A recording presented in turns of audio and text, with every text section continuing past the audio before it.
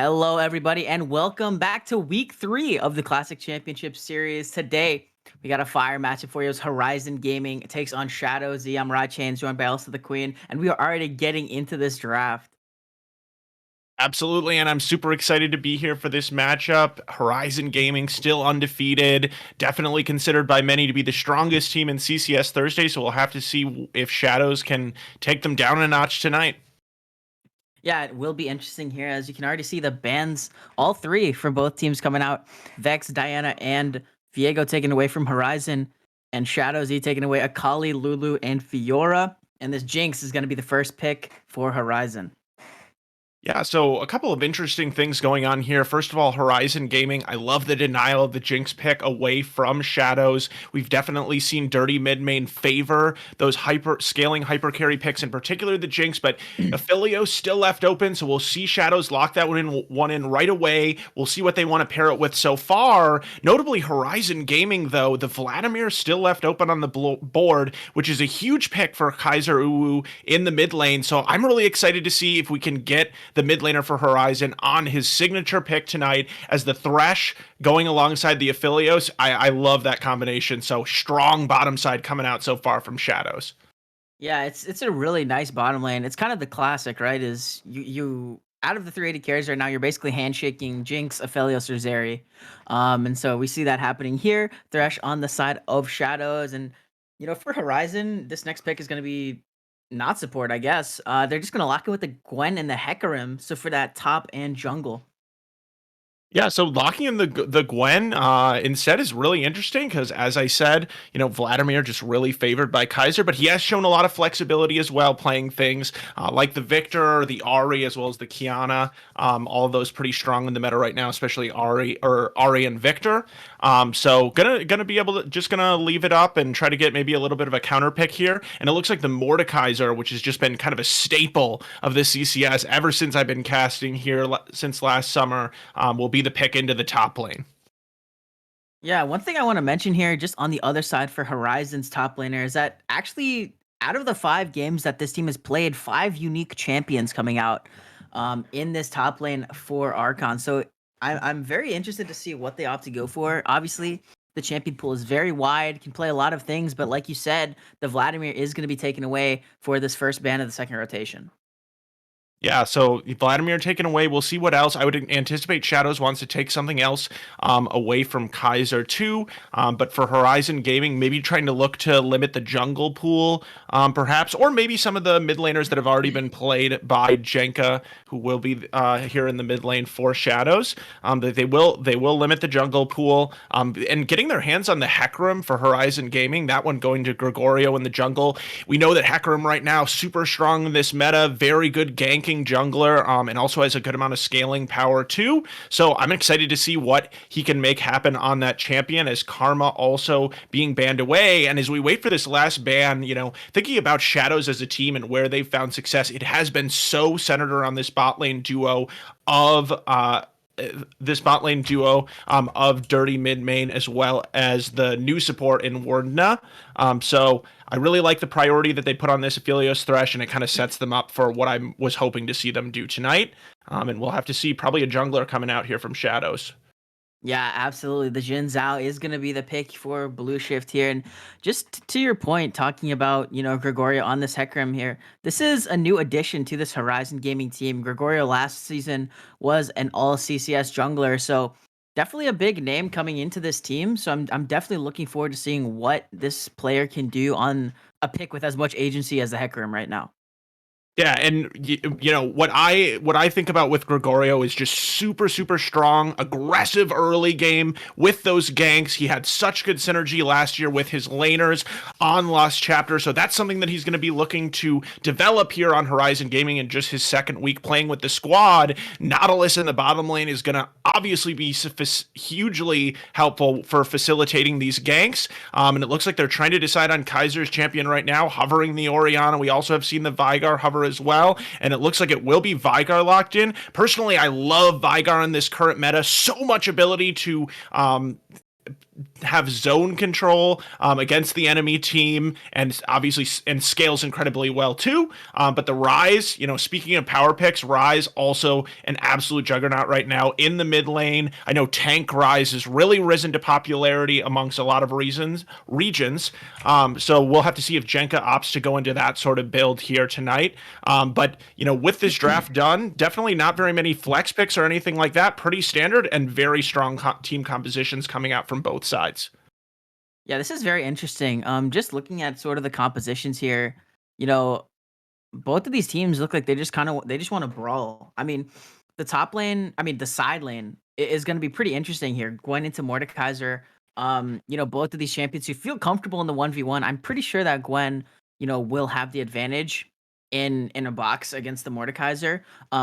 However, it's still going to be very interesting because the 4v4 of each of these teams is very strong. You have Nautilus Hecarim who can engage very easily with depth charge. You have Hecarim to go in, and then as long as Jinx and Vire can stay alive, they're going to be dishing out so much damage. And on the other side, Aphelios and Ryze, it's a little bit of the same where Ryze is going to need a lot of time to get into the game. You already talked about Tank Ryze potentially being the pick here, and pair that with Aphelios, it should be pretty solid. I do, kind of favor the Thresh matchup into Nautilus. That's just from personal experience, and I also favor Jinx into Aphelios, so I'm taking Horizon's bot lane if I had to pick.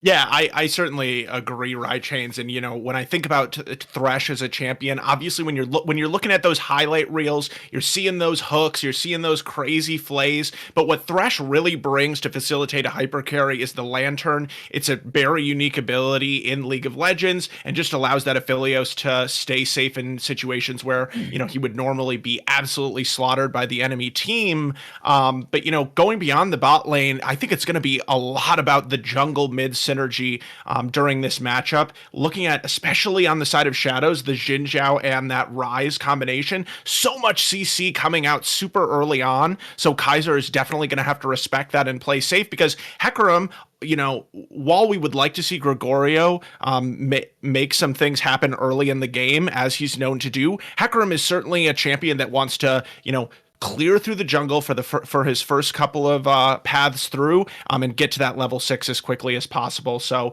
I'd like to take I would like to see Blue Shift take advantage of that and get something going early on here, especially around this Ryze. Yeah, I mean, I agree. Gregorio is definitely gonna want to just farm up, try to get as strong as possible. And on the other side, it's kind of a different story with Blue Shift, who's gonna want to make these early tempo ganks. Something that Jin Zhao is so well known for, just playing early, wanting to scrap as much as possible in the early game and try to snowball. How this champion just is in general. So kind of varying play styles for these junglers. But I think that either way, if we do get into a mid jungle 2v2, it's gonna be explosive. You have a lot of CC in the mid lane with Vigar and Ryze, so it'll definitely be something to look forward to. And I expect to see some action in at least one of these first couple crabs in the river. And excited to get into this first game, but just evaluating kind of these team comps as a whole, both of these teams, in my opinion, pretty evenly matched coming into tonight. I really like what ShadowZ has been able to put together, though, with this team comp. Rychains, you already mentioned they're really strong, scaling bot lane with Aphelios Thresh, but also this Mordekaiser's ability to potentially remove the Jinx from the team fights later on could be hugely impactful, and I'm excited to see what Surya can do on this pick. Yes, gonna need that QSS tax. And we are now into the spectator delay. So we're gonna take a break shortly. But first, we do want to thank our sponsor, Pro Comps, the first of its kind drafting tool aimed for competitive and solo queue play. Pro Comps allows the users live feedback and analysis on drafting, gives them recommendations on picks, notes on matchups, and analysis on the enemy team's win cons. All of these things super important when you're playing the game. So you gotta have this information. These features allow the user to gain an edge on their opponent and improve drafting skills. Use the code CCS25 for 25% off of your first 6 months. Huge shout out to ProComps there. And with that being said, we're going to get into a short break for the spectator delay. We'll be back in a few minutes, so don't go anywhere.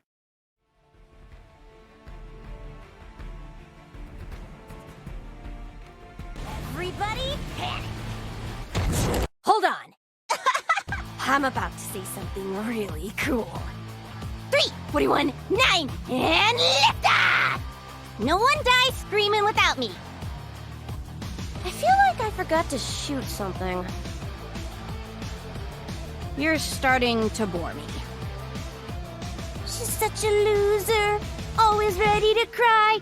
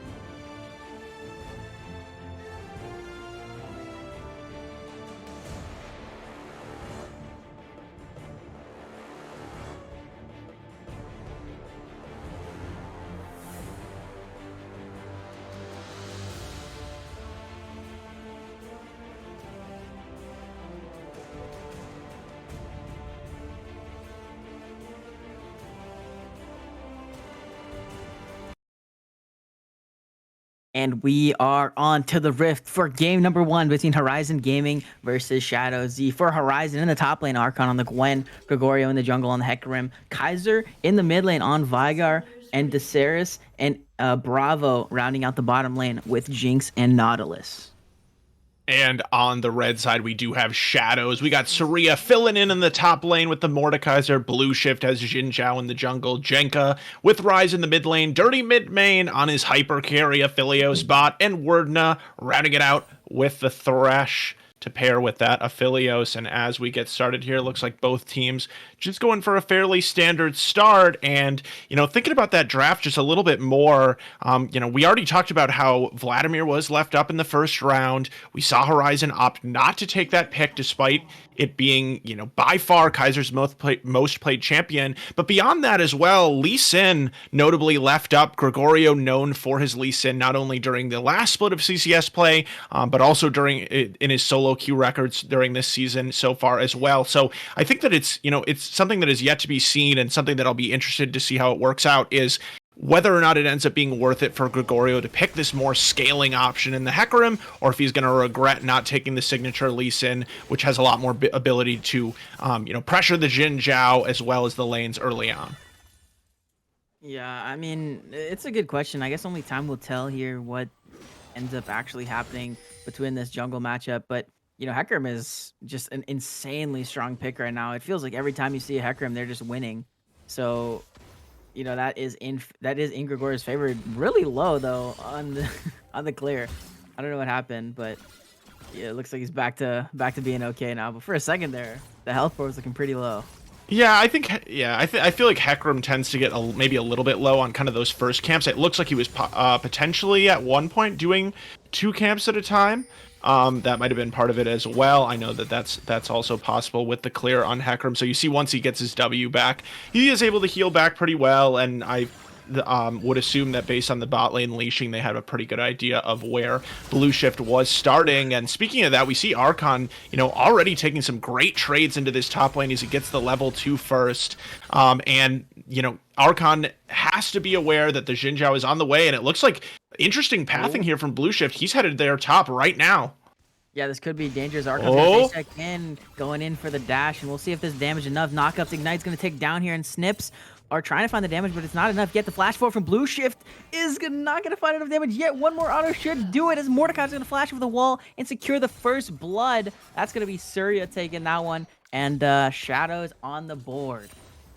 Yeah, and Horizon is the team that I was calling for to have an aggressive early game facilitated by their jungler, but instead it's Shadows doing the exact same thing, but on their own side of the map with Blue Shift. Really creative pathing there just to go for his blue side of the jungle and then just straight up towards that top side and just really punishing Archon, who face checked right into the bush. So, Surya does end up blowing Flash alongside Blue Shift, so that is multiple, really important summoner spells blown. So it's up to Gregorio to see if he'll be able to take advantage of that on the top side of the map, as Archon did drop the Ignite, but that one a much shorter cooldown. So Surya gonna have to watch his back for the next several minutes. We'll see if Blue Shift tries to go for another gank in this top lane. Still up on the top side, but does have camps to clear Gregorio now. Gregorio, in this though. Bottom lane, Hook's gonna land as Wordna will have to flash away to safety. And with that being said, one flash down in this bottom lane for Shadows. You do have to be a little bit careful, and more trading going on in this top lane, as now Surya is getting the better of it, it looks like. Yeah, this Mordekaiser, Mordekaiser specializes really, in my opinion, in just winning pretty much every 1v1 in the game. I agree that I think Gwen has a little bit more scaling potential, but early on, this Mordekaiser, especially when he picks up some early gold, is always just going to be able to dominate, especially with the shield that he's able to generate to soak up some of that damage coming in from the Gwen. So as we see a potential gank coming in from the mid lane, as Blue Shift gonna back off. Gregorio, I do like the fact that he pathed down into that bot lane, just because it didn't interrupt his path whatsoever. Still able to full clear and grab one of those scuttle crabs, but Kaiser could be in trouble here, as Ryze gonna get the root, as Jenka going after him with Blue Shift. Kaiser gonna have to flash away, but is it enough? One more auto will secure the kill, and Jenka will find the second kill of the game for Shadows. Yeah, and Kaiser, again, just walking over into that brush definitely seems like an over-aggressive move for me, considering that the lane is about to crash there in mid, so there's not really a need for Kaiser to get that ward, but as Gregorio is able to get a really important stop on the back there, Bravo trying to go in, but not gonna make anything happen. So, honestly, personally, watching Kaiser in the lock-in tournament, this is a player that I was on a little bit disappointed with. I found that he was caught out fairly often in terms of ganks, so I was really looking for him to maybe play it a little bit more safe, especially given this scaling sort of Vygar. But we called on Blue Shift to be active early and often, and he's delivered just that. I'm kind of surprised, yeah, like you said, that Kaiser walked up there, especially with no mana on the Vygar. You're not really going to be able to do anything, and there's no way that you can face check into the Jin Zhao. So a little bit interesting there, a little bit of a misplay from the Horizon mid laner, but nonetheless, both of these junglers on the bottom side of the map as Blue Shift is onto the Dragon. We'll see if any play comes through. The Dragon's going to find the minions here, but the flash forward auto is going to lock down Dirty mid main. The traps are there to block out from that lantern, and this just looks like a dead Aphelios as Bravo's going to find the kill there. Gregorio trying to find more here, but the hook is going to land onto Bravo. We'll see if anything comes further. The TP from Surya, a little bit preemptive, I would say, as really that play was over. Yeah, and Blue Shift is going to back off of the Dragon as well, as the Death Realm is going to be dropped, but with Bravo and Desera's here, Surya is not going to be able to get anything out of it.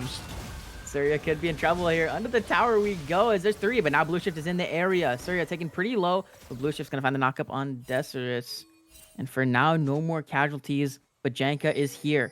Does have the speed up from the Crab, as the Dredgeon's going to try to get Bravo to safety, but when becomes lightning, and he is going in. Blue Shift will find a kill onto Bravo. And for now, I mean, I guess it was 1 for 1, I think. Yeah. All around in that total play. A very extended 1v1 there with both teams picking up just a single kill. But, notably as Blue Shift goes back onto the Dragon, he did waste some time just starting this Dragon and then not being able to finish it at first. And most importantly for me, Surya with that teleport into the bot lane, just really seeming a little bit disconnected pretty late, and especially after the teleport changes, which don't allow you to teleport to the minions that early in the game anymore. He's never going to be able to get any sort of flank or anything like that, so definitely going to benefit Archon, who had fallen a little bit behind early in this top lane. However, Archon also did not get the wave to fully crash into the turret, so just kind of some misplays from both teams, and at the end of the day, we do have ShadowZ building up a little bit of a gold lead early on against this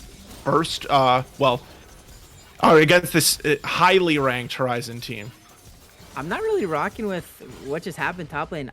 Archon was getting the wave to, pretty hard shove back to them, and would have been able to set up a freeze against this Mordekaiser, but instead opted to push the wave, and I think that could have been really, really effective in denying Surya a lot of resources.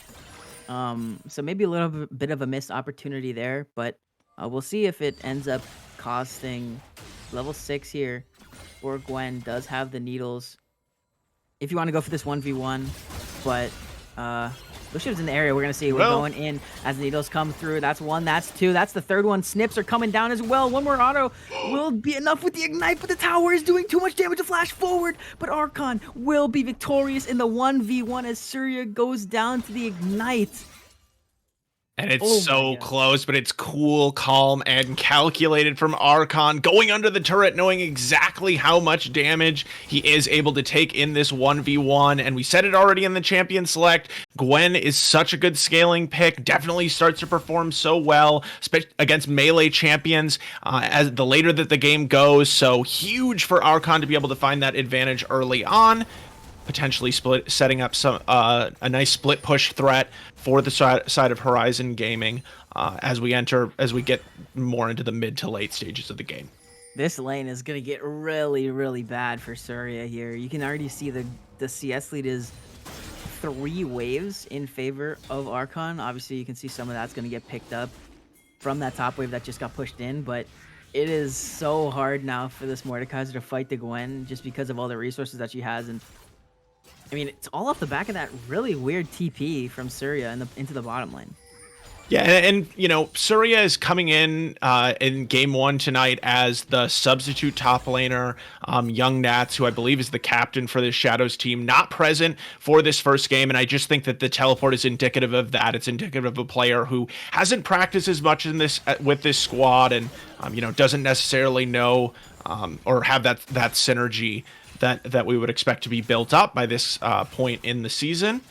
So, you know, that happens, but at the end of the day, it is we looking at the CS a little bit here. You know, you already pointed out, right, Chains, the discrepancy in the top lane. Other than that, looking pretty even. Gregorio, though, has been able to hang in there, even though Blue Shift had a couple of successful ganks early on. Gregorio is sitting ahead in CS and should continue to scale as this Hecarim has picked up the tier of the goddess. So he's not skimping at all, going for the full scaling build, which is what I really like to see.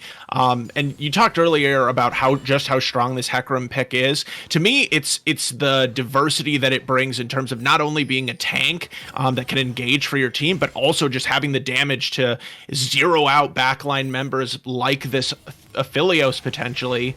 Realm Warp, though.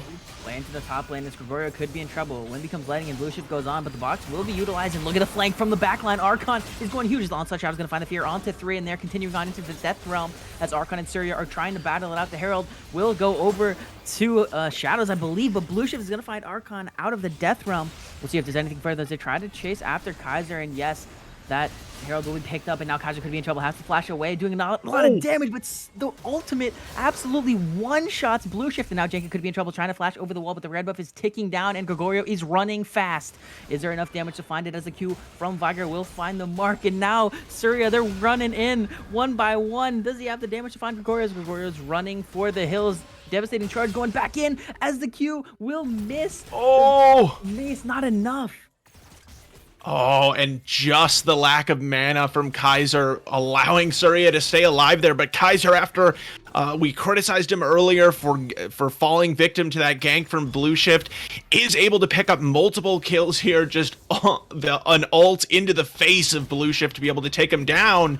And getting these sort of resources as we enter this 12 to 13 minute mark here is absolutely critical for the Vigar, who's able to finish the first item.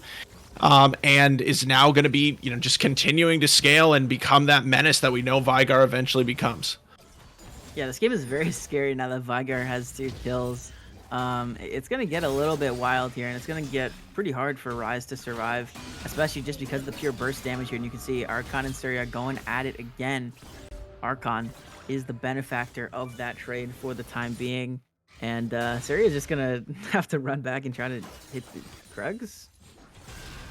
Yeah, and after that kind of fight in the river, we do see that the gold is pretty much even here, just a couple hundred separating, which is pretty much negligible. But notably on the side of objectives, we do have to give it to Blue Shift again. Has been able to not only pick up the Rift Herald after Gregorio had started it, but also has quickly amassed 2 dragons already. So kind of putting giving that additional scaling potential for ShadowZ, as we've already pointed out the heavy scaling over on the side of Horizon Gaming. So that'll be helpful to Dirty Midmain as he tries to carry the team later in the game. Yeah, this Herald being spawned up in this bottom lane will secure the first tower here. So a lot of gold being funneled into Dirty Midmain and Blue Shift. Hopefully, just trying to propel this Aphelios as ahead as possible. About a 400 to 500 gold lead now for Dirty Midmain after that tower has gone down. And you can see the gold lead, it's elevated a little bit to a little over 1,000. But the neutral objectives have been all Shadows for this early game. And as we approach 15 minutes, you got to see something change for Gregorio and Horizon if they want to, not give away a very early soul. Yeah, Gregorio definitely has to start making something happen, because so far all of his time, most of his ganking time has been focused onto this bottom lane with multiple early ganks, as Bravo might be in trouble. Looks like he's able to run away, but, Jenka could be here. Now Deptar is going to find the CCs coming through as Root comes through. Hook's gonna land onto Bravo, and this is gonna be an all-out team fight. Look at the damage from Vygar's. Blue Shift's gonna flash in onto Bravo, and Bravo goes down. Kaiser could be in trouble here as now 3 members flashing onto him. Jenk on the other side will get taken out by the Super Mega Death Rocket, and now Gregorio's in the middle of 3. Onslaught Shadow's gonna find the Fear onto 2 as Wordna's flashing out to 1 HP. And now it's just Desirus alone on the mission. Dirty mid main, red and white. That means don't fight, and you gotta run for the hills of the Blast Cone being utilized to get to safety. And for the time being, a 3-for-1 in favor of ShadowZ. That's going to make this gold lead 2.4k, and this mid tower should go down.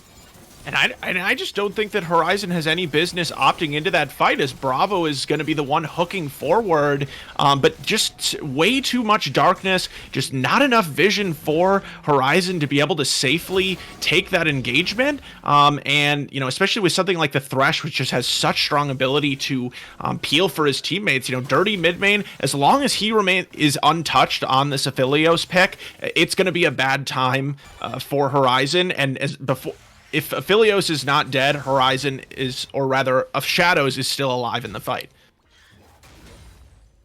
Blue Shift now sitting 4-1-3 on this Jin Zhao. Has pretty much been able to run over this early game, and this is exactly what we wanted to see. You know, we talked about it in Champion Select, but Blue Shift had to be active in this early game, and now that's the whole reason why ShadowZ is even ahead in this game. Yeah, definitely a very impressive performance so far. As Gregorio trying to find Q here as Dirty mid main, and Wordna could be in trouble. Jenka's here as the hook is going to land onto Desirus, and now we're getting a 3v3. Now Bravo could be the target here as things have slowed down a little bit. Archon has made their way into the fight, and for the time being, Hook's not going to land here. Now Dirty mid main could be in trouble. Just going to get one-shotted by Archon and Kaiser, and the rest of the fight continuing. Wordna as the next target here as a double kill comes through now for Kaiser. Onslaught Shroud's going to find the Fear onto 3, and a triple kill for Kaiser. Looking for Blue Shift now as the damage is coming through. Do they have enough? Yes, that's a quadra kill for Kaiser. Into the box, Janka goes. And look, there is not any damage left here as Janka, the sole member remaining for ShadowZ, alive. A 4-for-0 in favor of Horizon. It's all fun and games for ShadowZ until Kaiser shows up. We already called out how dangerous it is for this Vygar to get resources early in the game, and he's making it count so far on this pick. Now already has 2 items completed after that quadra kill, also completing the Cosmic Drive, in addition to the Sorcerer's Shoes. And look at that Dark Seal with 8 stacks on it as well. This Vygar is definitely going to be so scary. And when we look at this ShadowZ team comp, there really is not any ability to escape from the baby cage when Vygar puts that one down, especially Dirty mid main there. You know, as we saw, if he's out of position, it's going to become very difficult, but ShadowZ... The dragon has been spawning. This is a potential soul point now for ShadowZ as the Moonlight Vigil is going to deal a lot of damage to Horizon. And it looks like they're just going to have to give it here. Let's see what Kaiser has anything to say about it. Into the Death Realm we go here as Surya is flashing to try to get onto Kaiser. Kaiser is living for the time being, is doing a lot of damage back here, but has to wait out that timer. Will flash away to safety as now Archon is in the front line. Primordial burst Surya to the next dimension here as the Realm Warp is going to cut off the rest of the team. Vygar doing so much damage. It's going to Gale Force in. That's going to be one down already. Gregor in the backline trying to find Janka. Janka should go down. No, the flash away to safety for Janka, and Gregorio falls instead. And now Kaiser's on the wrong side of the map. 3 members of ShadowZ chasing him down under the tower. Do they have to execute? Yes, they do. So that gold will not go over. The shutdown gold stays in favor of Horizon. Janka? No, Janka will get kill forced on by Desirus and taken down. Another kill in the pockets for the Jinx. So that's just extremely sloppy play from Janka, being so far pushed up at just almost no HP, and Desirus doing a nice job of picking up on that and taking advantage. But, you know, for Kaiser as well, obviously the fight fairly disastrous overall for Horizon Gaming, but, you know, as silly as it looks, getting that execute is extremely important to deny that gold. It is a 350 gold bounty right now on the Vygar, so just denying that is actually a pretty big deal, despite the fact that they lose the fight. In addition to that, you know, Desirus hasn't shown us the, you know, big impact that we want to see from Jinx in the team fight yet, but still working on that second item and has been able to amass 2 kills as well. So this Jinx should be just, should be online, should be ready just as scheduled to be able to start tearing through this ShadowZ lineup later in the game, as ShadowZ does look to get some vision, it looks like, around this Baron. Speaking of, hold on here, looks like we might get a Predator? fight. Kaiser using that Predator to try to get in, but looks like everyone from ShadowZ is just a little bit too far away. And just, I am not a big fan of this Jinx build at all, to be honest with you. I think Gale Force and Rapid Fire just does 0 damage, and if you were to, instead take like Kraken and Lunons, you're gonna be doing so much more damage in this game. But the Baron started up here as the Everfrost's gonna hit one. Oh, Kaiser got pulled into the Death Realm. We go here as the Baby Cage comes down. Almost one-shot Surya, but now Kaiser still caught in the Death Realm, is gonna be left alone, and the rest of the team is a flash forward from Blue Shift, and that should be a shutdown going over to Jenka. Super Mega Death Rocket finds the snipe onto Surya, and it's a 1-for-1 so far. As anything, we'll see if anything else comes through from this. Jenka aggressing forward, finding some damage onto Bravo, but nothing that matters yet. As now Jenka could be walking a little bit too far onto Gregorio, but it looks like no one from Horizon is here to punish this, so Gregorio just gonna get chunked really, really hard, and this could mean a Baron for ShadowZ. Yeah, they do look to be airing over to that side, but just with the amount of vision available, plus so many members still alive from Horizon, they're not going to go for that one quite yet. For me, the biggest timer that I'm looking at is the one on this Cloud Dragon, which would be the soul for ShadowZ, should they be able to pick it up. So that one going to be spawning in just about 1 minute and 45 seconds, and I anticipate that the next big team fight will come there. And, just going back to what you were talking about in terms of this Jinx build, Riot Chains, I know that, you're a resident AD carry expert here, but I absolutely agree. I think that taking the Gale Force here is a little bit of a greed move. To be honest, I think Gale Force feels a lot better as a first buy, but I think that Kraken scales stronger. I think a lot of AD carries start to get a little bit afraid to take Kraken when they're not against tanks, but I really think that's a misrepresentation of the item, and we'll see. It will affect the Jinx damage later in the game, but Jinx is still Jinx. We would anticipate that the Infinity Edge will probably come in, if not third, at least fourth, as we do see the Cloak of Agility has been built up there by Desirus. So, looking on the other side, though, also the Gale Force coming out from Dirty Mid Main, as well as the Lord Dominic's Regards, which I know has been becoming a lot more popular as a second item in AD carry builds. Yeah, this is kind of... It's either Gale Force or Shield Bow for Aphelios. If you're going Gale Force, it's pretty much a LDR angle second every single game. So that build's looking good to me. Well, I do kind of understand Gale Force in this game, though, for Desirus. So, I mean, I'm not fully critical of it, but I would just think that a lot more damage, you'd be a lot more useful in these fights if you did go for the Kraken. Yeah, we see a lot of pings. Gregorio could be getting caught out here. We'll have to use the Onslaught of ShadowZ to get out to safety. And with the Dragon spawning now, that is a really bad look here for Horizon, as this might just be giving over the Cloud Soul for free. Yeah, and just, again, just kind of really a sloppy death there from Gregorio. Looks like potentially fighting for some vision over in that topside river sort of barren area. But, why were you fighting for vision on that side of the river when this soul is about to be up? Doesn't really make sense to me. And it is going to be a soul. Let's see if there's a fight coming through after here, as Kaiser is upset, trying to find some kills and some damage off the back of that Dragon Soul secured by ShadowZ, but it looks like nothing is on the menu, and a 24-minute Cloud Soul for ShadowZ. I almost wonder if it would have been better to just kind of give this Dragon and delay Elder a little bit. Yeah, that's definitely an interesting point that you make, right, Chains, because, once the Elder is up, obviously if either team takes it, it is potentially disastrous for the opposing team.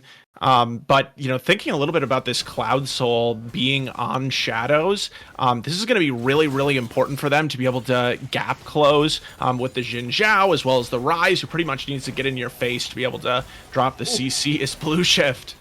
Fancy feed. Dodged out on literally every CC that was thrown at him right there, and Gregorio now trying to clear this pink ward, but could be a bit too aggressive. We'll see. It looks like nothing so far, but both of these teams posturing heavily around this mid lane, and you have to imagine that something is going to happen here in the next couple moments. Yeah, I mean, if you're Horizon here, you would really love to get this mid lane turret down as soon as possible, just to be able to accelerate your vision into the jungle of Shadows. But I don't think it's going to be able to happen right here. They're not going to be able to force it, and at the same time, they don't have anyone matching Jenka in the top lane who's just free hitting onto this turret. Obviously, Rise not the biggest split push threat necessarily, but picking up some of this standing gold that's still available, and checking in on the turrets. Horizon yet to pick up a turret for themselves, while the third turret now falls for Shadows, about a little bit under a 2k gold lead. So once Horizon is able to pick up some of this standing gold in these outer turrets, they will be sitting a lot prettier. But Archon, top laners does have that QSS though. Someone finally paid the QSS tax, and will be able to get out of that death realm with ease, as it was gonna look pretty disastrous for Archon if that QSS was not picked up there, as Surya aggressing very, very heavily and trying to look for another solo kill or a solo kill in the side lane. For the time being, though, yes, like you said, no objectives picked up for Horizon, and this is not a good sign. Especially for Gregorio, who is someone who has been so well known, such a big name in this league. Yeah, and we questioned at the beginning, would it be worth it to, leave the Lee Sin on the table and instead pick up the, kind of stronger sort of meta pick here in the Hecarim? So far, it certainly has not been worth.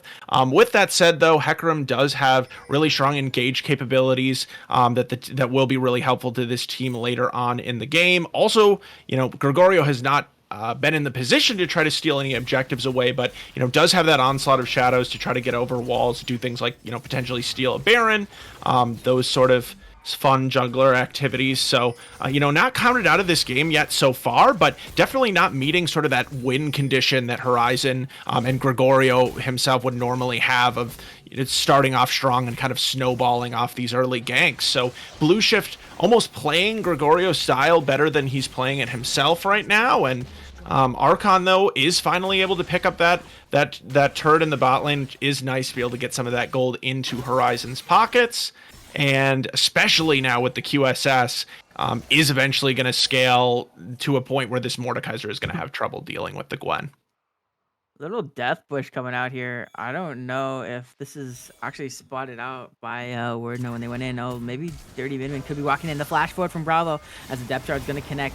Blue Shift caught in the baby cage. We'll be in trouble here as the onslaught of Shadow is going to be utilized. But the flash away with the lantern combination is enough to keep him to safety. Now Archon in the back lines as Surya taking Kaiser into the death realm, and this is not the best situation here if your Horizon Gaming, as your mid laner, is stuck with an angry Mordekaiser. Survives for the time being, though, as now Surya could be in trouble here. Mortal Board's going to take him down. Now look at Desirous on the other side of the fight, doing so much damage. Rocket's going to find the AoE damage and take down Wordno.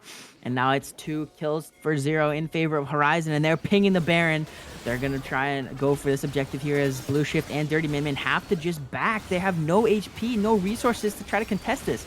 It's just Jenka now for the time being, and it's going to be really, really hard to go in. This will be a 1v5, 5k on the Baron. It's bursting down very, very fast, and now Jenka looking forward. Everfrost not going to find the mark here, as the baby cage is going to zone out so much. The Baron will go over to Horizon, and we'll see if there's a fight ensuing. Jenka looks angry. Jenka looks like they want some action, as Blue Shift is on the side. Wind becomes lighting. Will find the extension.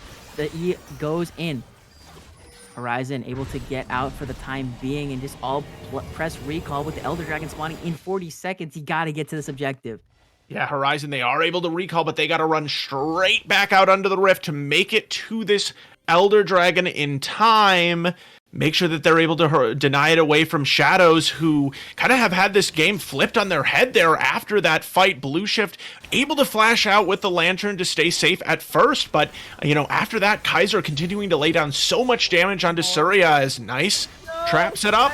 Could be in trouble here, as now the Realm Warp is going in the back line. Jenka delivers himself in the back line. The Onslaught Shadow is going to find the fear onto one. Archon going crazy, and now Desirous goes unstoppable. Going blue is Surya, and this is an absolute domination for Horizon. They have scaled. The double kill comes through for Desirous, and this Elder Dragon's going to be theirs They're pushing mid as well. They're going to try and get as much as they can off of this 4-for-0 play as Dirty Binmain has to flash away, and this is going to be at least an inhib and the Elder Dragon for Horizon.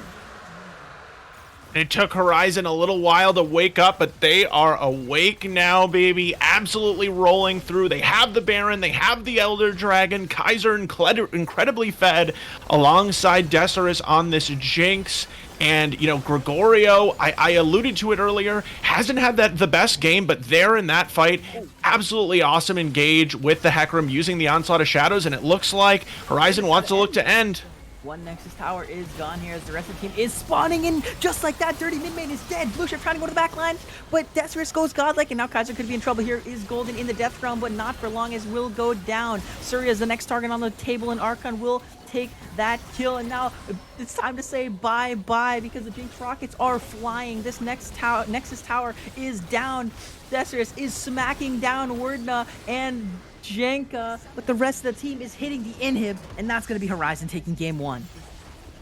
And Horizon in game 1 showing us exactly why they're rated so highly here in this Thursday conference of the Classic Championship Series. You know, every team is going to make mistakes, especially at this level of play. But the question is, can you take advantage of when your opponent makes a misstep and use that to win the game for yourself? And Horizon Gaming doing a beautiful job of that in this particular matchup, just waiting for the smallest of missteps from ShadowZ, who were able to amass a 24-minute Cloud Soul, but it doesn't end up mattering, and Horizon takes game 1, and you know they got to go into game 2 feeling like they have the much stronger momentum in this series.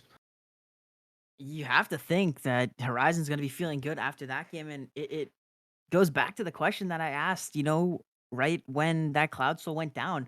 Would it have been better to delay it just so that this Elder didn't spawn? You know that this team is going to be very, very dominant. You know, this team Horizon is going to be very, very strong in team fights with the Viger, with the Jinx, and the Hecarim. So, you know, I think that might have been the nail in the coffin here for ShadowZ, trying to just get that soul. And maybe if it was a different soul, it would have made a bigger difference. But you know, just having it. But Cloud Soul is not that impactful with combat stats, so I think that could have been what done them in.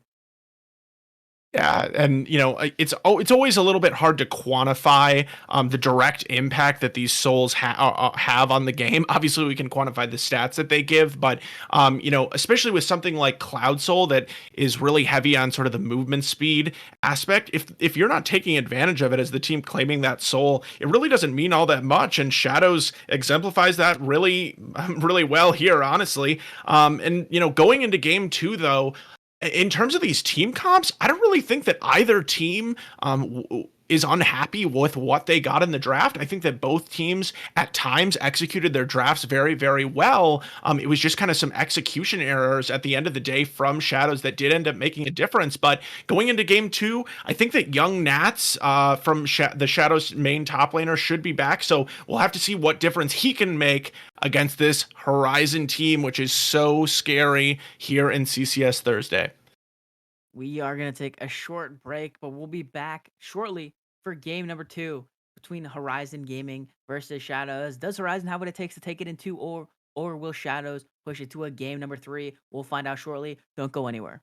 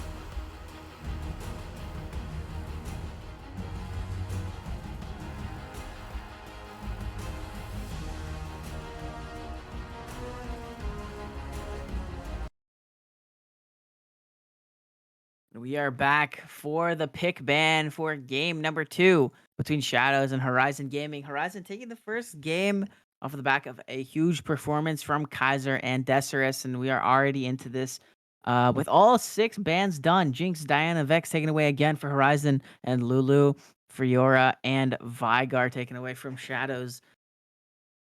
Zeri the Yeah, hover right now. Yeah, Zeri is the hover, which is really interesting to me, and it is going to end up. I don't think it's going to end up being the Zeri. Both teams making a couple of adjustments here in the pick ban. Jinx being banned away by Horizon to be able to, force the hand of Shadows to take that Aphelios again if they do want to go the hyper carry route. Zeri also open, but that is not something that we've seen Dirty mid main have nearly as much prowess on so far this split. So Horizon Gaming, considering the Caitlyn, which is extremely strong in the bot lane right now. Obviously, always going to be that early bully. I would, if they are going to lock this one in, I would really like to see something like a Lux just come out right now to be able to prevent Shadows from taking that one away. Unlikely to be locked in alongside the Aphelios, but there it is going to be the Lux. So I really like Horizon, having the confidence to pick this bot lane duo that really needs to push the tempo early on in order to scale in a way that is successful and kind of Caitlyn always hits this weird mid game trough, and if you don't get that early gold, so Lux really does well with facilitating that. And now Shadows are gonna lock in the Sona, so giving a little bit more healing, some shielding, and some speed for this Aphelios to be able to help keep him alive. But something else that this makes me think about Riot Chains is, we are in this meta right now where we have seen these double enchanter comps. And so with Sona being taken here, that's definitely still a possibility for Shadows. Uh, I'm I think with Aphelios, you need to pair with a CC support or someone, that can like hard peel or engage or something like that. I'm not sure that Sona's the pick. I think Sona's just gonna get one shot on repeat against Caitlyn Lux, but Yeah. Yeah, I mean, maybe they got something maybe they know something I don't hear. I agree with you. I again, I mean, typically in these double enchanter comps, we've seen Sona go into the bottom lane. It's not completely impossible that Sona could go into the mid lane, which would be a little bit of trickery here from Shadows. But I agree with you largely, Riot Chains. I think that Thresh was still available, and I didn't feel like there was any issue with Wordness play on the Thresh. Definitely had some super impactful lanterns throughout that game. So surprised not to see them pick that one up. And we'll just have to see. I mean, it is still on the table here. Like I said, if they want to do some sort of weird flex, but both teams also picking their junglers with Shadows, deciding to take a different route. Jinzhao in game one, this time they're going for the Jarvan. I would assume a large reason that they're taking Jarvan here is actually just to deny it from Horizon because it tends to be really, really difficult for Aphelios to deal with that champion because of the Cataclysm. But, we did see Blue Shift. He was super successful in the Jinzhao during game one. So nice for Horizon to be able to take that one away. And it allows Gregorio, too, to be right back in the style that he's a lot more comfortable in. And as we've seen a lot of mid lane bans so far this game, the Orianna is going to be hovered again by Kaiser, or for Kaiser, and this time it looks like it is going to be locked in. Nope, Oh, it's going to be Karma instead.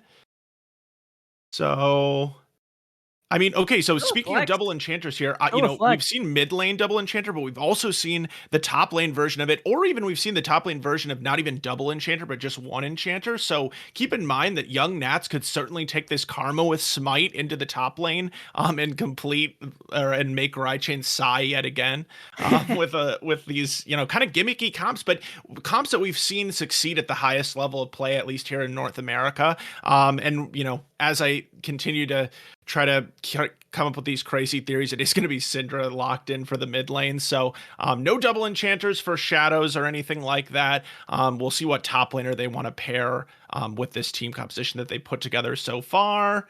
As a lot is still left open here, but it does have to be something that would be a safe blind pick. Yeah, Gangplank. Interesting. I mean, that's pretty safe. It's a good blind pick. You know, obviously Horizon has a very, very, like they can counter this pick pretty hard. Uh, that is it. That's how Yep. Aurelia is going to be locked in here for Archon, and it kind of just solidifies where each of these champions are going. It's got to be the Lux Caitlyn bot. I mean, this lane is just too powerful to try to separate. Um, Karma will be mid against the Syndra, and I'm pretty sure I've seen this matchup before, and I think it's pretty good for Karma. As long as she just doesn't like get straight one shot at level 6, but should be able to poke out, has the shield for sustain to block out on some of that Syndra damage, and also can heal back with the Mantra W. And then yeah, in this top lane, it's gonna be the Aurelia, and I'm pretty sure that this is a pretty rough matchup for Gangplank. Yeah, I really like what Horizon put together with this draft here. Definitely, fully taking advantage of being on the red side in this game.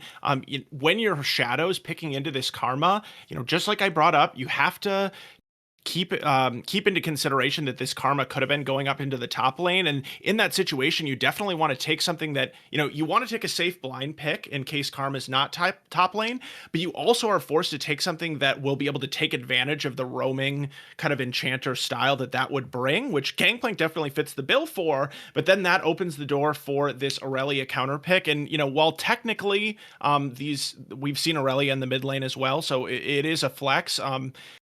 I agree that I would anticipate the Aurelia going top, and champions that lack CC definitely tend to struggle against Aurelia. And every time that the flawless duet is hit from Young Nats, it's going to be, or I'm sorry, not from Young Nats, from Archon, it's going to be very, very scary for Young Nats on this Gangplank. So excited to see what Archon can do with Aurelia, which is definitely it's a hard champion to play unless it's something that you do often. Not one that I see consistently on the match history, at least in solo queue for Archon, but you never know if he has experience in the past on this pick.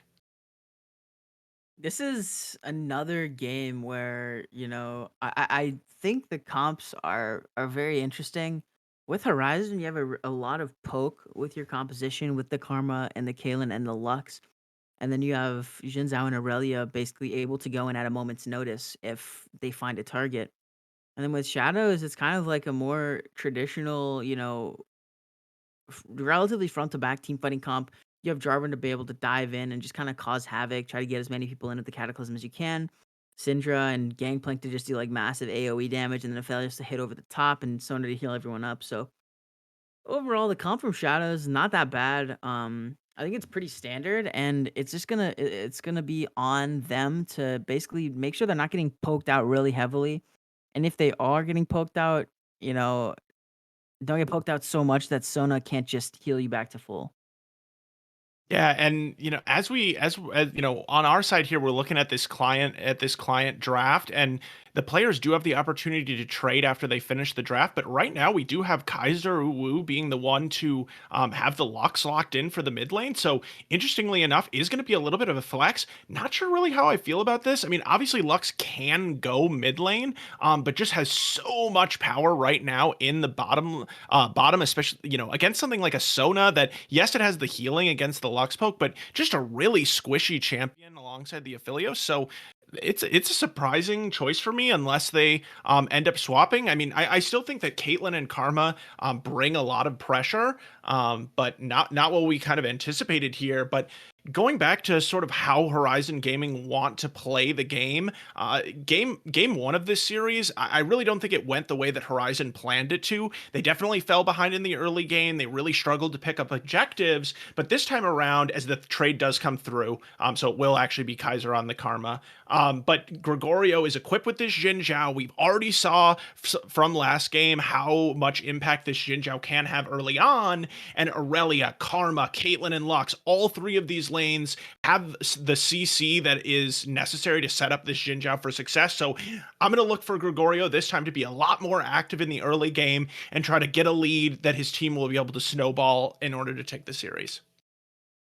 Yes, and with that we are going to be getting into this 3-minute spectator delay. So with that being said, we're going to take a break, and we'll be back in a few short minutes for game 2 of Horizon Gaming versus ShadowZ. So don't go anywhere.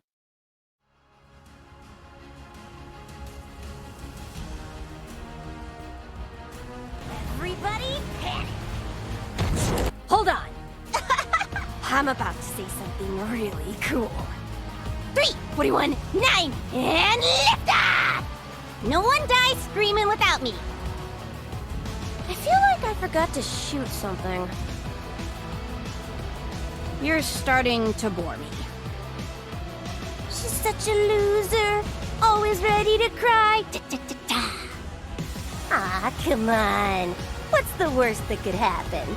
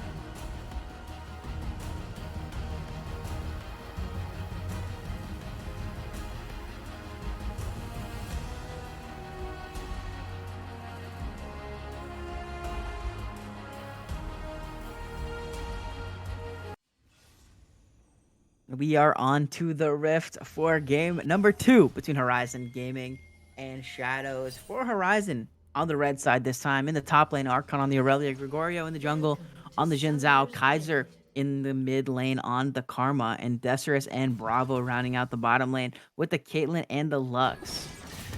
And this time we do have Shadows on the blue side. Young Nats reuniting with the team in the top lane with the Gangplank. We got Blue Shift on the Jarvan 4 in the jungle. Jenka with the Syndra in the mid lane. Dirty mid main running it back with the Aphelios. And Weirdna on Sona.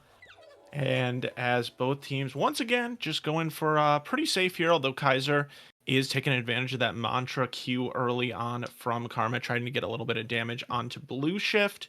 And certainly the early pathing, I think, from these junglers is going to be really impactful in this game because of the strength that both of these champions do bring to these first few levels of the game. Obviously, Jarvan with the flag and drag, and then Jin Zhao as well, able to dash in, get that knock up. So interestingly enough, though, it looks like Kaiser is going to try to get some vision in here.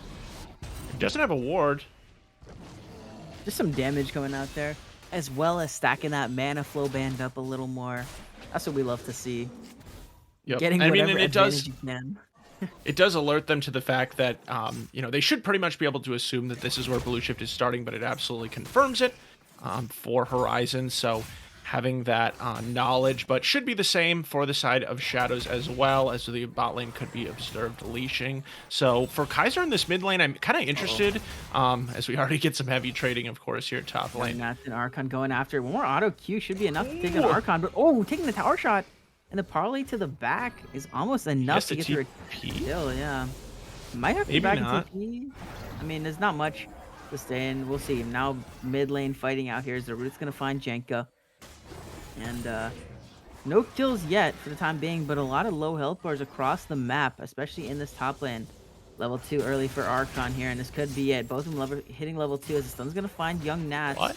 And we'll see if the barrels are enough here as the damage comes through. First blood, though, with the parlay is going to go over to Young Nats, who lives at just 1 HP there.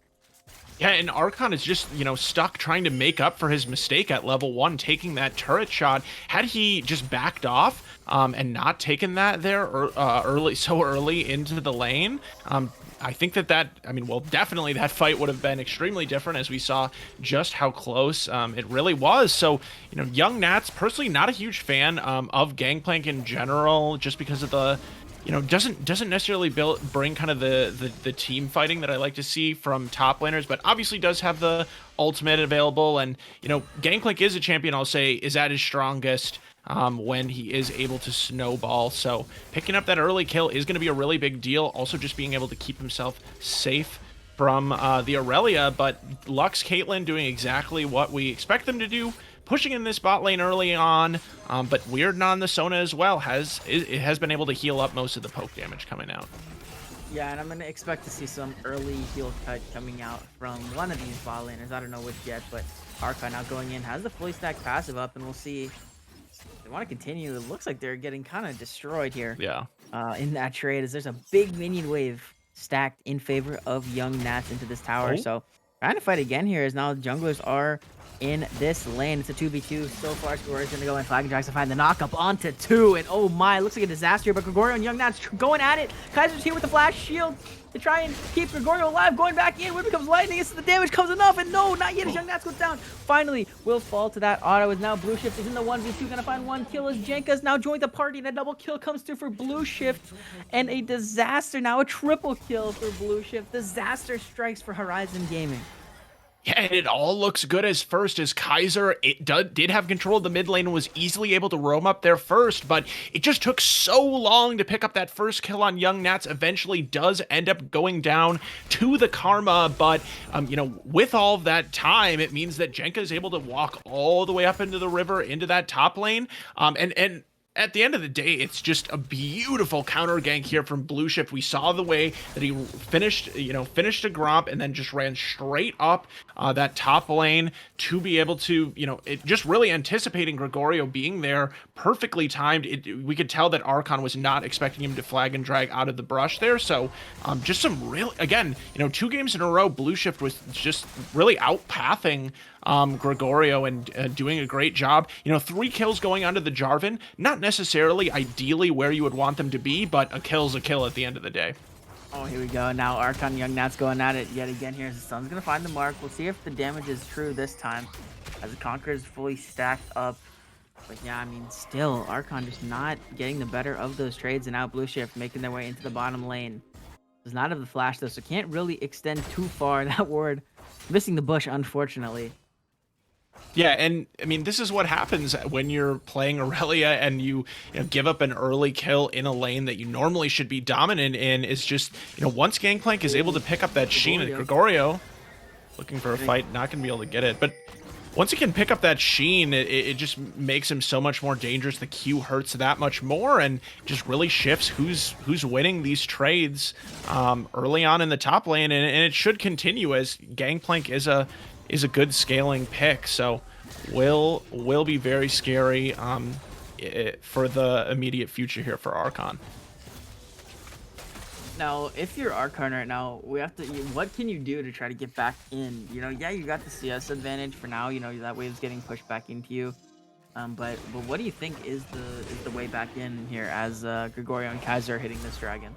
I mean, first of all, you definitely want to hit level 6. Nice job by Gregorio to be able to take that. But once you hit level 6, definitely gives you a little bit more ability to, get that additional dash onto the Gangplank and stay right up in his face where you want to be. Beyond that, definitely looking for Archon to exercise some wave control. But here's the level 6. Level 6 comes through here. Now Cannon Barrage is going to be firing over the top. Blue Shift is in the area here. It's Archon trying to find it. One more auto should do it, but it is not there as Blue Shift is just enough to keep young Nats alive here, and Archon goes down for the 3rd time this game. Yeah, and he does hit level 6, as I pointed out was key, but actually that's exactly what, this is exactly what you don't want to do if you're Archon, is go for a fight that you don't want to take. But bot lane, here we go. Here as the dive comes through for the bot lane. Ritz's gonna land the dirty mid man as the teleport now comes through by Jenka. Warden has no mana as the exhaust is going to be thrown onto Desirus. We'll see if there's any follow-up play, but for the time being, 2 summoners burned in favor, 2 summoners, actually 3 summoners burned for ShadowZ in exchange for 1 of Horizon. So, I'm going to say that that's a win regardless if you're Horizon. Yeah, and most crucially for me, able to get the teleport out of Jenka, which will cede a little bit of his map control. But Gregorio. And it's going to be a mid-jungle 2v2 here as they're going in. Onto Jenka they go here. As it's going to be a 1-for-1 so far. Jenka will go down as well as Gregorio, but now Kaiser is in trouble. Has to run from Blue Shift here. But Bravo is first on the roam. Flagging Jack's going to find the knockups onto 1 here. And we'll see if they have the damage. As this is so much damage actually traded back onto Blue Shift. Now has to flash away to try to get out. But the Nugs are just trying to keep him alive. And either way, it ends up being a shutdown. 700 gold for Kaiser. Yeah, and on paper there, if you're Blue Shift, you definitely feel like you should be able to run down Kaiser. Already, 5 kills in the pocket of this J4 pick, but luck's not something that we talk about when we think about, these sort of enchanter compositions, but definitely does have that shield that she provides with her W, and stacking that alongside Kaiser's shield on the Karma, it just becomes really, really hard for Blue Shift on this Jarvan to be able to finish off the kill. And just ends up being a little bit of over-aggression from the ShadowZ jungler, who has had an excellent series so far.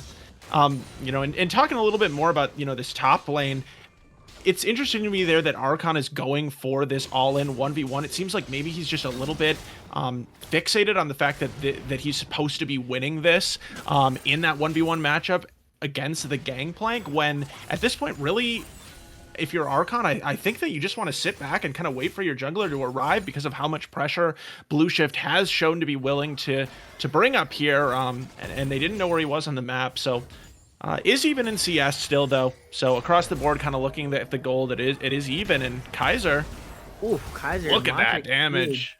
Hitting Jenka in the face with a mantra Q. That's so much damage there, and you're starting to see the power of this mid lane Karma. The Moonstone is already completed. And so that's all without any damage items, which is very, very scary thought here if you're ShadowZ. Yeah, and Karma definitely her damage falls off pretty hard, especially if you go for a build of something like the Moonstone. But with that being said, this Oh, lineup, oh, here we go. this lineup Archon from again. ShadowZ is extremely squishy. So I think the Karma damage should scale a little bit better than we typically think of it doing. But right now it's a party in the top lane with looks like 4 members strong from Horizon. Yeah, definitely just trying to burst down this Herald here at 10 minutes. You can see Blue Shift waiting in the shadows here as Archon looks to fight. Does use that ultimate. We'll see if there's any continuation, but Bravo has now made it a 2v2 in this top lane. I don't think there should be any continuation here if you're Archon, but either way, this Herald will go over to Gregorio.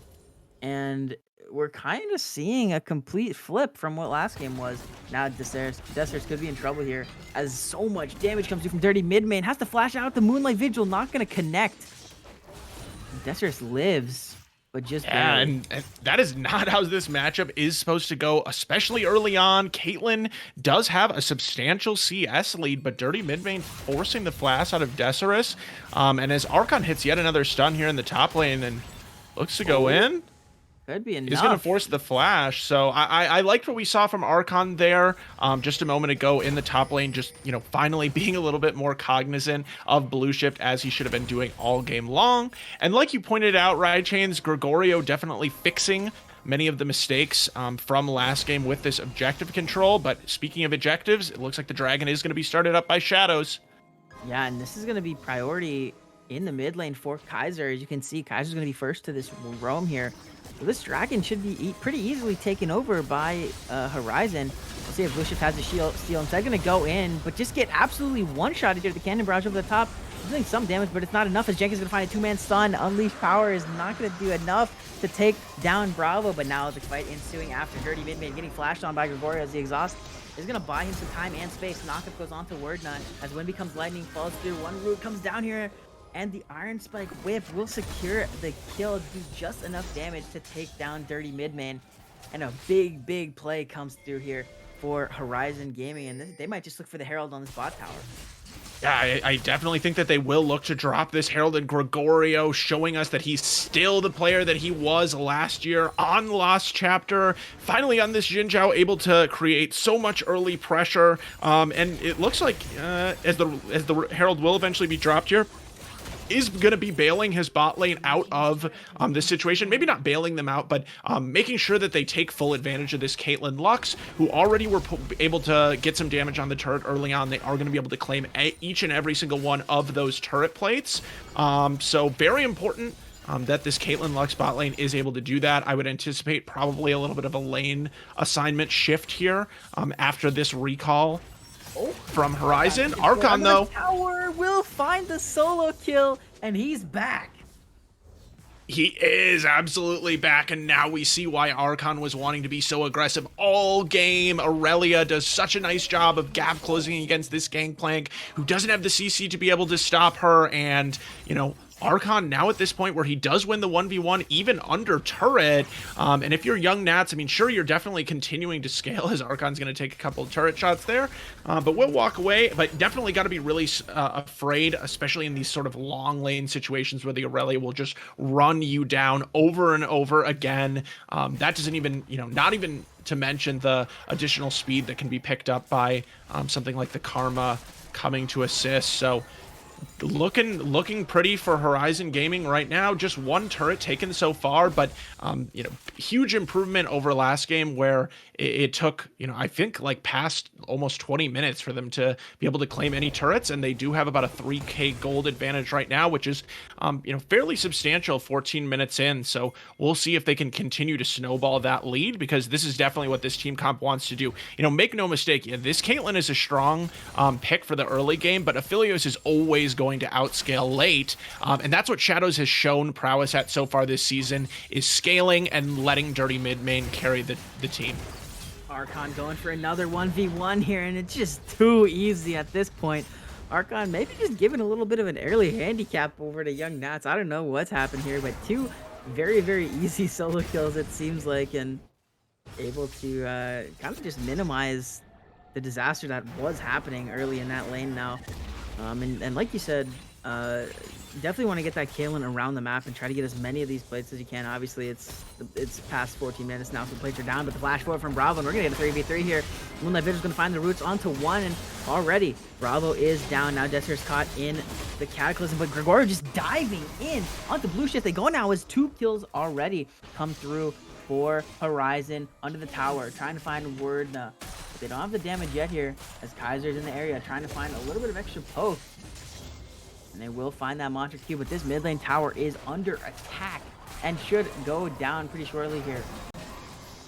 Oh, Jenka does arrive, so we'll see if it doesn't look like they'll quite be able to take down the turret, but they will get it extremely low. And, you know, I'll be the first to say that, is Archon, though, maybe looking for a dive here. They are going to back off, and, you know, Desirus looked like he was in a really precarious position there, did use the E on Caitlyn, and then Blue Shift used the Cataclysm after that, so didn't actually expect him to survive, but great job by Gregorio to just, you know, stick to his targets and be confident that Blue Shift won't have the damage in time to take down Desirus. So nicely played again by the jungler, as well as the AD carry for Horizon Gaming. And now with the top lane turret falling as well, it's going to be tough to find a spot on the map where young Nats can consistently farm safely. And as Gangplank, you know, he has finished the Essence Reaver, but still definitely hoping to finish probably 2 more items before you get to that point where Gangplank can really, you know, threaten a one-shot on some of these squishy champions with those barrels. So, you know, I mean, look at this right now. Blue Shift is going to have to pretty much shadow him. ShadowZ. Sorry, that was terrible. Blue Shift is going to have to shadow him over on this top side if he's going to have any hope of surviving in this long lane against Aurelia right now. And it looks like he is going to do the Rift Herald. Yeah, just going to get that top wave pushed in. And Rift Herald started up here by ShadowZ. And you can see Gregorius on the other side of the map just hitting this Cloud Dragon. So not even going to try to contest that Rift Herald. Just going to trade it over. And this is going to be Herald traded for Soul Point for these teams here. And, you know, I talked about it last game. I'm going to talk about it again. The build from Desirus is quite interesting to me. LDR, or at least the last Whisper Rush second, is kind of wild, especially on Caitlyn, who's a champion where you want to stack up as much crit as possible. Oh, look at Archon caught on the side lane here, as they're just using all of the ultimates to try to take him down. What is that? 3 ultimates on 1 member, and Archon will fall. Yeah, and lots of resources expended there to take down Archon, who did have some shutdown gold on his head, but totally worth it for Horizon, as they are able to take down that mid lane turret, injecting more gold into their team for this Caitlyn that desperately wants to get to 2 items. You know, whether or not her build is maybe a little bit questionable, still has that, you know, really strong kind of point if she's able to be ahead of the Aphelios, who's just still sitting on 1 item, not even completed boots for dirty mid main. So right now, I think if you're ShadowZ right now, you need to refocus on how can we get gold into the hands of our carries, into this Gangplank and Aphelios in particular, without exposing ourselves to danger from Horizon. And honestly, I'm not really sure how you do that at this point, because we can see Horizon invading into the jungle of ShadowZ, just taking complete control of the vision and really snuffing out any opportunity for them to continue to gather resources. Horizon doing a really, really good job, like you said, of just kind of walking in, getting vision, you know, taking away resources in the enemy jungle. And this is a really, really good sign, especially, you know, that's a lot of ping. Yeah. But this is a really, really good sign, you know, seeing a team that's able to successfully play from ahead and get as many resources as possible. Now Archon could be in trouble here as they're going in onto him. Moonlight Vigil's going to find 2 rooted on the backside here, but Archon is living for so long. Word has to flash over the wall to get to safety. Now the teleports are coming in on the other side, though. Archon's going to find 1 kill. Blue Shift is the next target. Will go down, a double kill for Archon, and now Gregorio's in the back lines. When becomes lightning, flashing with the walls, aims to a hole. Plus the Mantra Q is going to find Jenka, and it is only 2 members remaining for ShadowZ. Cannonbrod's going to try to buy some time and some space, but Young Nat's going to get it rooted up and taken down. A double kill comes through for Kaiser, and a 4-for-0 in favor of Horizon, and they are feeling themselves right now. Yeah, it all comes up Horizon here as it's exactly 20 minutes, right, Chains, and they're already starting the Baron. They don't even need the Aurelia here. That is exactly how confident they are. And Archon is really impressed during this game. You know, had some had some questionable decisions early on, but just having the mental to be able to tough it out, keep knowing that he would have the best of that 1v1 against Young Nats, and then in this last team fight, just staying alive for a ridiculous amount of time, you know, never dropping, and ultimately able to run around the wall and take down Wordness on the Sona here. So it's been just pretty clean overall from Horizon after a first game that was shaky at many points. And I want to shout out Kaiser as well. Second straight game, second champion, this time playing a very different style with this Karma, but has had a huge impact on this game, and definitely has been meshing really well in this second one in particular with Gregorio. Yes, the mid jungle is looking very good in this game, especially early. And it's really good to see that, you know, they're able to play this style where they can mid jungle 2v2 in the early game and be successful, especially from, you know, after what we saw in game 1. It's a very nice sign to see that this team is able to do that, you know, relatively effectively, I would say.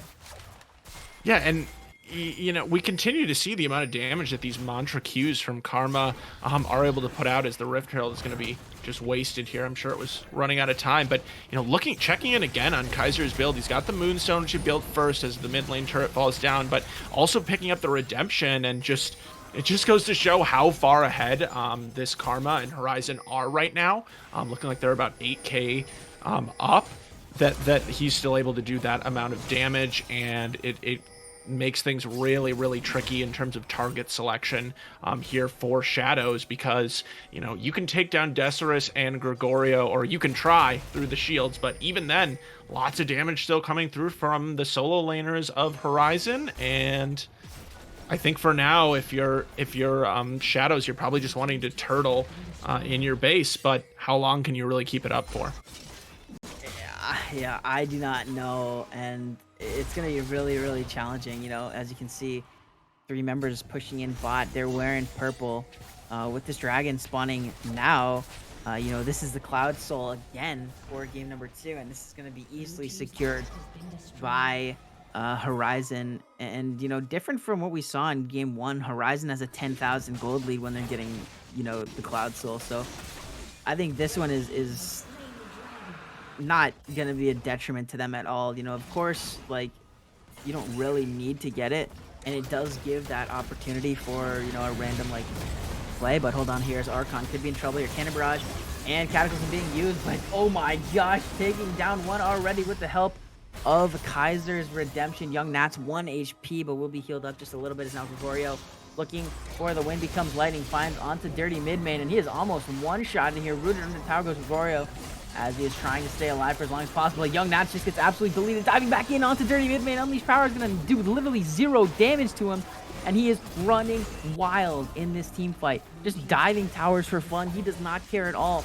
as the top lane inhibitor tower will go down. Horizon with the numbers advantage. It's a 5v3 for the next couple seconds here, and they are going to look to maybe try to end this. Gregorio is a man on a mission here, just running under the tower. He's going to get rooted up, dealing, I mean, just eating spells for breakfast, lunch, and dinner. But that's a big scout of the week from Syndra. Going to find 2 stunned out there, and that's going to repel Horizon for the time being. But, I mean, just laying waste to the base of ShadowZ in that top side. Yeah, this Karma and Xin Zhao combination continues to just be dirty throughout this game, with Gregorio able to dive under the turret.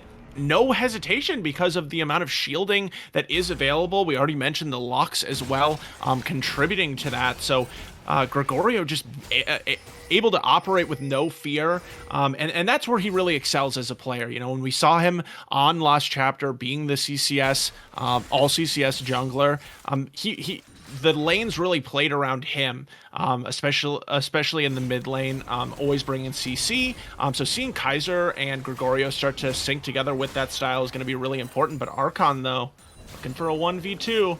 What, 2v2? Trying to find Jenga ace in the hole, yeah, and that is a dead Syndra. And now Blue Shift next on the menu, flag and drag, plus the flash to get away here as Warden has the flash over the wall to get away from the rest of the squad. And yeah, I mean, 30 seconds left on Jenka here. You can see the wave is coming in this bot side for Horizon. They have a wave mid. They're going to try and just destroy this base even further than they already did. And you know, they should be able to put an end to this game in the next couple minutes here. I would have to imagine, as this bot lane inhibitor tower is under siege. Thinking about half HP as the cannon barrage is going to be used to clear out the minions. Gregorio is just running through the towers and trying to just pressure the Nexus, try to get any members off of them. As now Blue Shift going in, Cataclysm plus the stun comes through, and Gregorio is living for the time being. The Redemption is going to heal him to almost full as the Serix now comes through. The shielding, look at the Serix, he just dies. The Caitlyn is dead now, and oh my gosh, Dirty Midmate is running crazy in this fight here. He's going to find 2 kills, but the top or the mid lane inhibitor tower will fall, and that's going to be 3 kills for 0 in favor of ShadowZ, and just a bit over aggressive. Yeah, I would say super over aggressive there from Horizon. I mean, we saw Gregorio running through the turrets, trying to, you know, force Shadows off of their inhibitor turrets in order to protect the Nexus turrets instead, but they are still able to take the fight. A great stun coming through from Jenka. Jenka's had a tough game, but we have seen some pretty good scatter the weeks here from Syndra, so that has been a strength. And crucially as well, Archon was split pushing down on that bot side, so was not available to help out in the team fight, and wasn't able to take the bot lane turret at the time. But look at the lead that this Aurelia has right now. Young Nats, he can't even defend under the turret, but Baron back on the table as, yeah, look at this. Archon just able to free hit the inhibitor. It does not even matter because Young Nats can't do anything to him. Kaiser, flag and drag will be the target recipient now as he will go down right away. Gregorio is going to be put in the Cataclysm's Blue Shift. He's taken pretty low. Could be dead here. Oh no, that's a 2-man stun, and the ultimate comes through from Lux. That's going to be 1 down already as Blue Shift will fall. Look at the base, though, as Archon is just free hitting. There's no way that Young Nats could stop him. So he's just going to be getting all of the inhibitors, and, you know, there's no threat at all here. We'll see if they continue forward here as the Kushena's not going to land from Wardna. But Gale forcing forward now. Jenka could get 2, finding 1 already as Bravo's the next on the plate. Will go down as well as Archon trying to just end the game straight up here, getting these mini waves in. There are supers coming into all 3 lanes now as the 1 Nexus tower will fall. Gregorio hitting the Baron, but I don't know if they can take it yet here as there's only 3 alive and Kaiser's still in base. Yeah, so the idea here from Shadows is to try to, you know, get a 1 or 2 picks here, potentially try to start it up a Baron after that. The problem with their original plan for me is that because Young Nats is incapable of 1v1ing this Aurelia right now, as Gregorio starts the Baron off by himself, but Karma's on the way, is that you would need to send someone else back to help defend it anyways. But instead, you know, Horizon, Kaiser does get caught out to begin with, and after that they try to stop some of the backs to allow Archon to, you know, be able to potentially threaten the Nexus, but doesn't end up working out, and they're not able to do the Baron either. So, you know, some small advantages here and there coming up for Shadows, but it's not for long. Oh my gosh, finding Dirty Midman, and this likely will be the game. A double kill from Archon, and on the other side, Young Nats is going to go down here. It's only Jenka and Wardna alive, and this should be the game here. Super minions pouring into Shadow's base, and this is just 6 super minions about to be hitting these Nexus towers here, and this should just be the game. The Nexus tower is under attack, and it's already dead. The Nexus is next, and Horizon is going to take the series in 2-0 fashion. Yeah, Horizon is able to take the 2-0. It wasn't pretty at all times. Game 1 definitely a lot closer than game 2, but Horizon continues to show us that they are one of the more dominant teams in this Thursday league, only dropping 1 game so far over the first 3 weeks with their undefeated match score. And for Horizon here, definitely showing some interesting promise with Gregorio starting to mesh with these lanes, running kind of an interesting team comp here in game 2 with this Karma. I like the way they played around with the draft. I like the way that they denied resources with Vision. And really, especially in this game 2, Horizon showcased to us that if you're going to beat them, you need to play extremely smart, and that extends to the draft drafting phase of the game as well. So congratulations to Horizon for winning. For ShadowZ, there was definitely bright moments. I was extremely impressed by the early game pathing of Blue Shift, who was able to get ahead in both games, but at the end of it all, doesn't end up being enough. Dirty mid main, who's really been their carry so far, coming through these first couple of leagues, was never able to fully take control of the game, even though there were good moments. So for ShadowZ, going to 1-2 now, losing to Horizon Gaming as one of the best squads, it's not, no embarrassment in that or anything, but makes it a little bit more difficult for them if they're going to continue to, or as they continue through this split, if they want to make playoffs.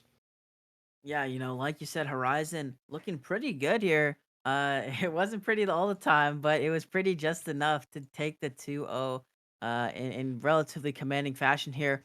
We're going to take a short break, but we will be back with an interview with one of the Horizon players. So don't go anywhere because we'll be right back for that.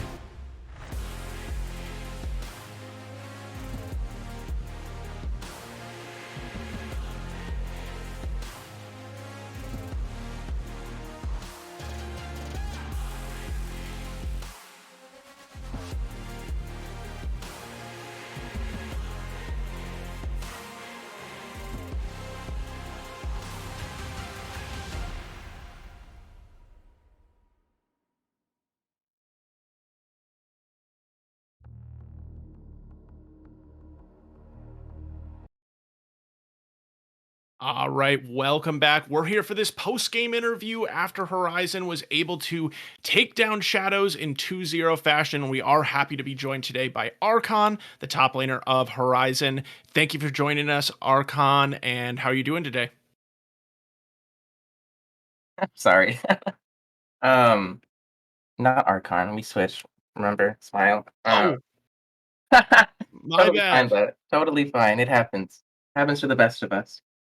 Um, but games were good. We had a lot of fun playing the series out, actually.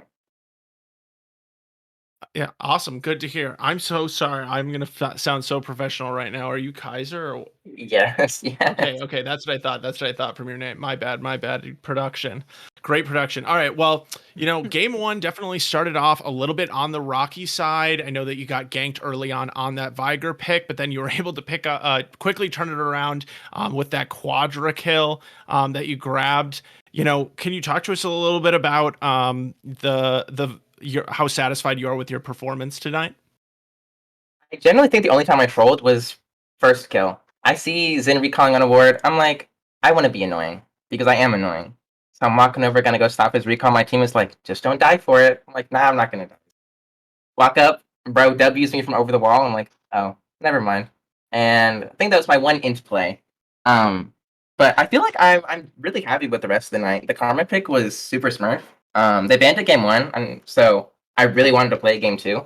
Um, and it was just a lot of fun. Like, I just think the whole series was really good. Yeah, and so talk to me a little bit about this Karma pick.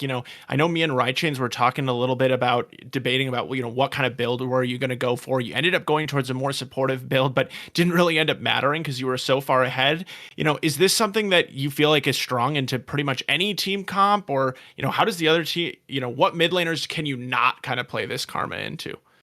Um, I've been spamming it a lot in solo queue. Like I spammed it like on my main account and then on an alt account recently, just because I've like been taking a little bit of a break from solo queue. But like I think so far I've been blinding it into anything just to like get a bad matchup.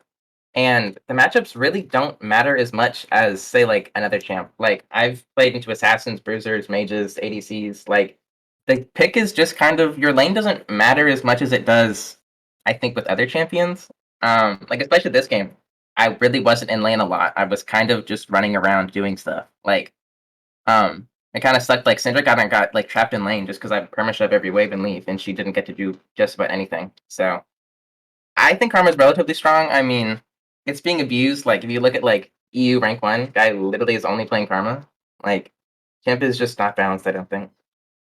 Yeah, and you talked about roaming around the map for the majority of the game. A huge beneficiary of that was your jungler Gregorio on the Xin Zhao that second game.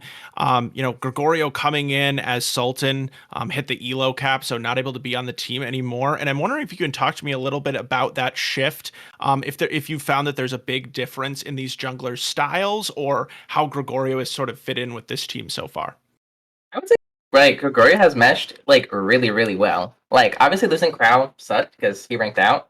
And we had really good synergy like mid jungle support. Like we would run as like a little 3-man. Like so it was really good. But Greg has like filled that spot very easy. Like he has come in and the synergy honestly doesn't feel like it's gone different at all.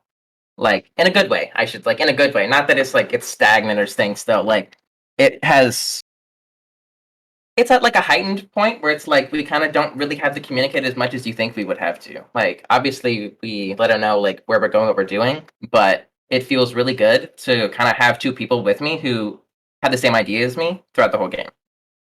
Yeah, and to speak a little bit more to that sort of communication and that meshing of the team, you actually had another player switch out in this series with Decerus taking over at 80 carry for Scomps.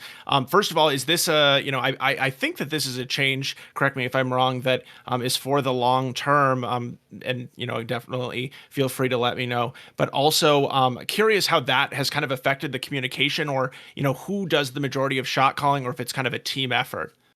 It is going to be a long term thing. That is for sure. Like it's going to probably be for quite a while.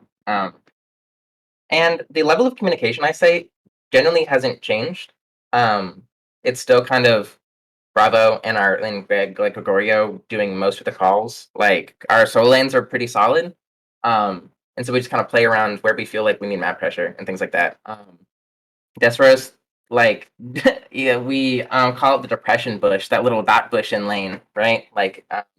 And we informed him about it beforehand. We were like, hey, listen, support is probably not going to be there, so that depression bush is about to be your best friend. And he said, I got it. And so he went. You gotta like the last game we played. He went. He sat that depression bush for like 3 waves while we like dove top lane. So I think the meshing from everybody has been really good so far, and the communication I would say is also heightened as well.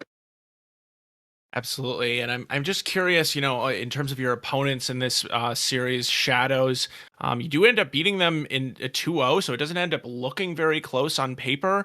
I'm wondering how you kind of evaluated this team, what you felt like, how strong you felt like they were coming into the matchup, and if that's changed after having defeated them tonight.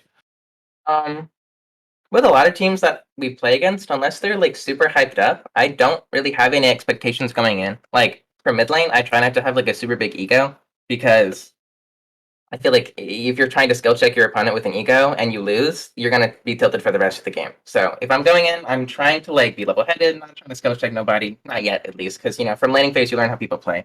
Um, but game one, we kind of realized at like the 30, like the near the end of the game mark, we were like, we just had to pull the trigger on their team because that's kind of like what we needed to do. We were playing our own comp bad. We were playing into their comp where they just wanted to sit and do nothing and scale and just let Aphelios Rise just run our team over. So we were just like, let's literally just like flash on them, just like that's kind of all we had to do. Yeah, and that certainly ended up working out for sure, as you were able to turn it around. So, once again, Kaiser, thank you so much for joining us. I just have one more question before we go. Now after week 3, your team is 3-0. We had pretty high expectations for you all after you made the finals of the lock-in tournament. And I'm just wondering, if there's any particular teams left in this Thursday conference that you haven't played. I mean, obviously you haven't played the majority of the teams yet, in CCS at least. Who do you feel like is your biggest threat as we push towards the mid part of the season here? This isn't Or do Flame, you but think any of the I was gonna teams? say this isn't Flame, but I don't genuinely like. I really don't think anyone is gonna beat us. The only the only team that I'm like somewhat worried about is Hardhat. Like Hardhat like smoked us in the lock-in. Like I'm not gonna lie. Like we got. I mean, I'll talk for myself. I won't talk for everybody. I got Omega gapped personally. And like looking at everyone on the Thursday, I don't know. It's like this game we even played awful game 1. We were down 4 drives and we still won. Like that's I'm not really trying to flame, but it's just kind of facts. Like Just facts, yeah. I'm not really worried about anybody else. PGO maybe, but we played them in lock-ins. But it's kind of it. Yeah, absolutely. Well, you heard it here first. Horizon already thinking that they're going to be in the grand finals here against Hardhat. So we'll just have to see. You're going to be the one to answer for that, Kaiser, if it doesn't come to fruition. But For real. thanks. Yeah. Once again, thank you so much, Kaiser. We really appreciate you coming on. I also apologize for thinking that you were a different person as well. It is totally fine. It was a very last minute change. All right, well, that's going to be all for us for this post-game interview. I am Elsa the Queens, and I'm Elsa the Queen. I've been joined by my boy, Rye Chains. Thank you so much for being here, Rye Chains, and we will see you next time. We'll be back next Wednesday for week 4 of CCS.